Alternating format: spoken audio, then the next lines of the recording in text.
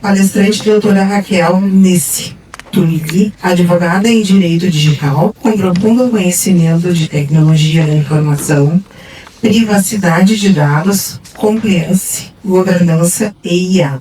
Pesquisadora ativa em inteligência artificial, governança algorítmica e seus impactos na área jurídica e membro da Comissão de Tecnologia e Inovação da OAB Canoas. Passo a palavra para a doutora Raquel.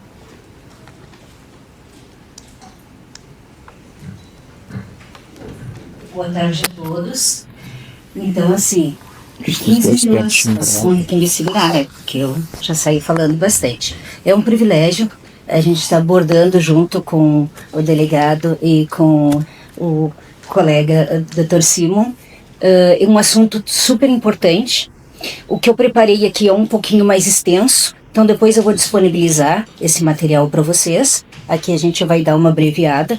O objetivo é centrar a figura do advogado no olho desse furacão digital, que é o que a gente está vivendo hoje. Todas essas questões envolvendo golpes, envolvendo problemas relacionados ao ambiente digital, têm a ver com o crescimento da demanda de uso do ambiente digital. Nossa vida está cada vez mais digitalizada, né? Não só virtualizada, mas digitalizada. Então, esse é o objetivo. O que a gente vai tocar aqui? Questionamento ativo.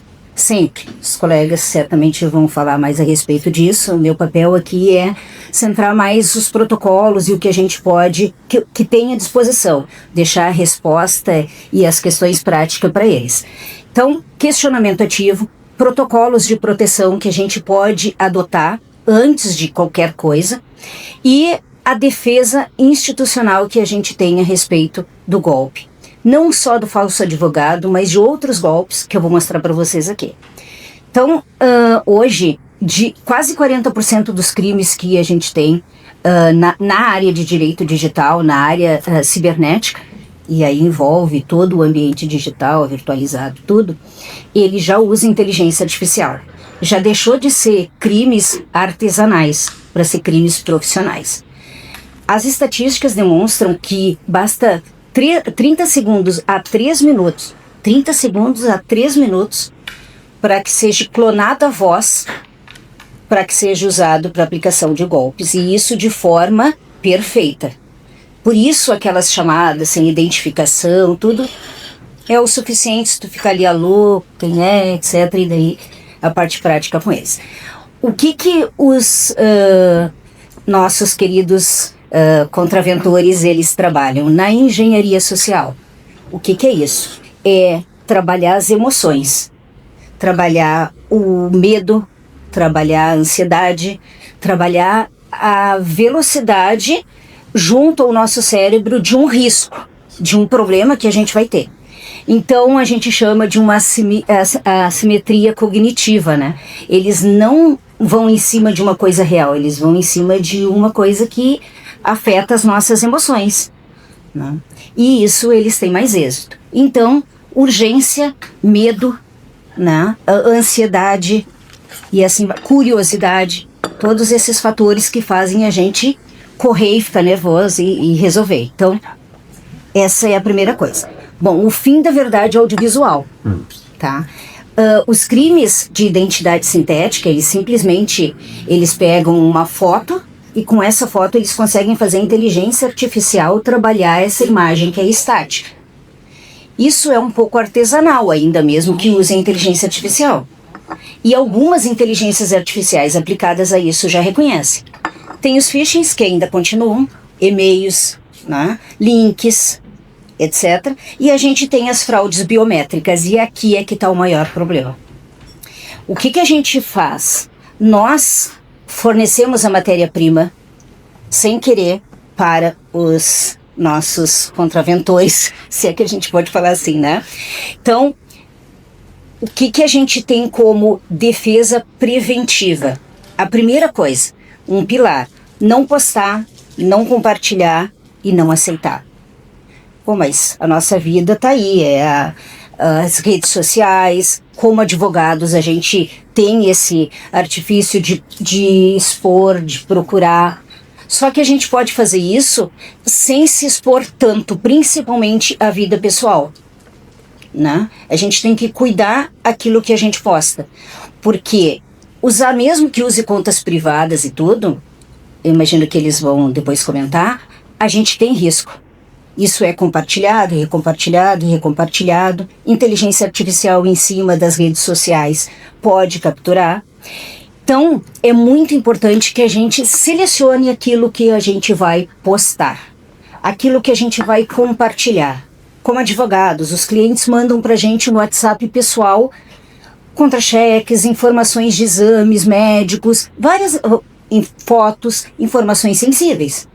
E se o celular for extraviado? Se ele for clonado, como é que fica? A nossa responsabilidade sobre isso. Então, quando a gente fala em compartilhar, não é só a gente compartilhando. O advogado não é só um agente ativo. Ele também é um agente que tem que dar informação para os outros. Ele também é uma figura que eu vou dizer assim, mais responsável ainda do que a população em geral nesse sentido. Porque ele tem que preservar e ajudar os outros que procuram ele em relação a isso. Né? Então, a gente tem esse pilar. Evitar o compartilhamento desnecessário, evitar a postagem desnecessária. Aí cada um avalia o quanto é necessário ou não, e o não aceitar. É urgente, é necessário, bom, desliga e a gente vai avaliar. Né? Esse protocolo desligue e confirme é o, né, qualquer coisa, desligou, confirma e vai atrás. O golpe do falso advogado. E daí é onde entra a nossa principal, nosso principal tema da tarde. O que acontece?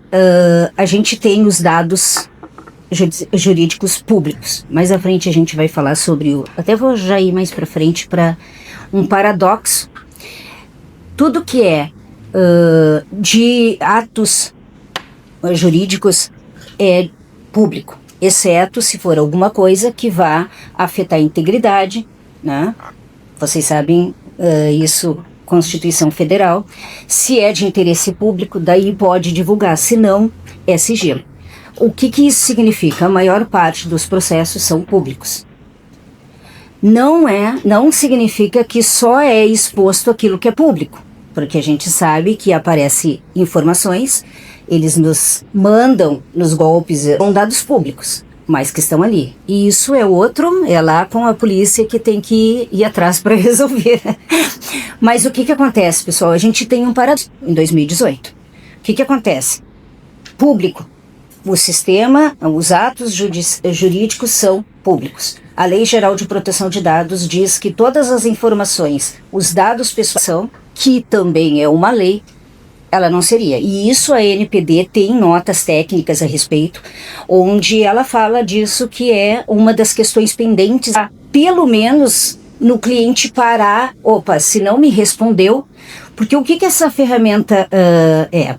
Ela é dois fatores. Você, sou eu, ok, se não, para. Só que o advogado naquele momento, ele tem 5 minutos para responder. Ele pode não estar disponível. Isso não significa que é um golpe. Mas acontece que já é isso aqui, mas eu vou colocar algumas coisas para vocês como profissional antigo da área da informática. Algumas coisas básicas, elas se resumem com segurança. Tive que baixar, questionar para que baixar. É necessário? Se eu não vou usar, remove, tanto do celular quanto do computador. São pequenas práticas que podem ajudar, quanto digital, quanto de voz. Né? O que acontece? Os crimes são feitos clonando essa biometria. Pedir onde que é armazenado. Né? E daí o que acontece? Parece simples, eu vou ali, mostro o rosto, tá guardadinho lá, só que se vaza. Porque uma vez que estou na internet é um buraco negro. Não se pega de novo. Nem sempre se consegue recuperar. Tá. O que acontece? Existem duas formas. A biometria facial rosto e transforma isso num hash matemático. E é armazenado esse hash. Isso é um software que é profissional. Mas existe simplesmente tu mostrar o rosto e guardar a tua biometria facial. O que a gente tem, aqui que estou falando sobre isso, se todos os softwares usassem a biometria facial como um hash matemático, e isso precisa Como é que... E isso é um risco maior ainda. Pô, Raquel, mas daí assim, eles vão armazenar uma coisa que vai... Eles abrem empréstimos, eles abrem... Imagina que o doutor vai falar isso. Mais seguro, porque ele vai dar uma... e outra coisa, as inteligências artificiais conseguem barrar quando tem essa qualidade. Daí quase na totalidade, 99%. Então, depois quem quiser maiores informações, ali tem, né, quais são os protocolos, já passando para o fim, antes que eu use o tempo do... O que a gente precisa aqui que eu vou falar no Gov? O portal do RedeSim, onde eu marco através do meu CPF, eu entro, tem que ter a conta prata ou ouro, ele vai impedir que seja aberta empresa usando meu CPF. Pegue na conta Gov, tá? Onde eu digo assim, olha, tu não pode abrir conta bancária usando meu CPF. Bom, mas se eu for abrir, bom, eu abro o Gov, vou lá, libero, abro a conta bancária. Por quê? Porque impede que abra conta bancária usando o meu CPF sem a minha autorização. Esse portal Gov, vale para o Brasil inteiro. Tá? Eu tenho também o Registrato. Também falei com a doutora que conhece um pessoal que usa. Ele loga as transações de Pix, de empréstimos feito nas chaves Pix da gente, no CPF também. Claro que tem que ter um delay, né, doutora? Um delay. Mas também são mecanismos que a gente usa para se proteger, para prevenir. Não quer dizer que vai resolver, mas ajuda. Tá? O que mais? Um monitoramento ativo. E daí aqui falando do judiciário. A gente tem as ferramentas jurídicas. Elas hoje em dia, a maior parte tem inteligência artificial que rastreia. A gente tem o mecanismo do Google Alerta, que é os teus dados. Que mais? A gente pode criar robôs com inteligência artificial e daí configurando agentes em inteligências artificiais que robôs para não fazer propaganda de nenhuma inteligência, né? E outra coisa, sempre olhar os logs, sempre validar, semanalmente ir lá e deslogar tudo que a gente tem no nosso nome. Porque a gente vai abrindo. Eu pensei que isso era só no pessoal da informática, mas eu já vi que os advogados também. A gente vai abrindo um monte de boas práticas que podem ajudar. Esse plano de resposta eu vou deixar para os mestres ali a respeito, né? E vou falar também rapidamente, mas do ponto de vista jurídico, dá para provar que estava a mesma carinha. Tem que pegar o log, né? E às vezes até apagam uma mensagem.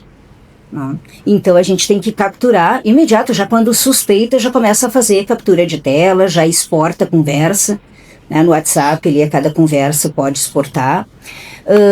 Preservação de logs, lá no Marco Civil da Internet. Tem um artigo que nos dá o direito de pedir aos provedores, quem são os provedores? Quem fornece a internet, né? Ou até nas redes sociais, Meta, etc. Olha, eu quero o log que aconteceu neste momento. Aí eles têm que fornecer. E a oficialização jurídica, isolamento, né? Faz o boletim, etc. Que daí também vou deixar para os especialistas. Então, rapidamente falando, a questão de nós... Temos mecanismos que podem minimizar, nos ajudar a proteger. Não vão dizer para eles usarem uma conta única do escritório, um celular único. Manda tudo que mandar por aquele telefone, esse telefone fica no escritório. Ou espaço para os outros. Muito obrigado, desculpe aí meio rapidinho. Tá bom? Obrigado, Clara.